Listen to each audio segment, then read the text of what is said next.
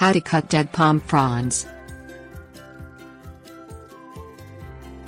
Cutting the dead fronds from your palm trees is not usually necessary, but in some cases, if they are hanging poorly, the fronds can create a hazard. The dead fronds on the palm tree generate and shift nutrients to the green, healthy fronds. Those fronds also prevent mold and fungus from infecting the tree. If you do need to cut away dead fronds, caution should be taken to avoid destroying the healthy fronds and trimming away too much. Things you will need: ladder, tree saw. Lay your ladder gently against a tree that is too high for you to reach. Accidental cuts from the ladder could cause permanent tree scarring that might lead to disease. Climb to the height where the fronds begin to brown. Cut brown fronds that are below a line parallel to the ground.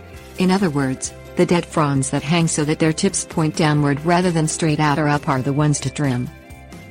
Saw off the frond with a handheld tree saw. Saw at least 2 inches from where the frond meets with the trunk to avoid scarring the trunk. Do not pull on the frond while sawing, as this could tear the frond from the trunk and create scarring. Dispose of fronds immediately, especially if they were infected with fungus. Fungus can spread quickly throughout a palm tree, and removing the infected growth is essential to keep it from spreading.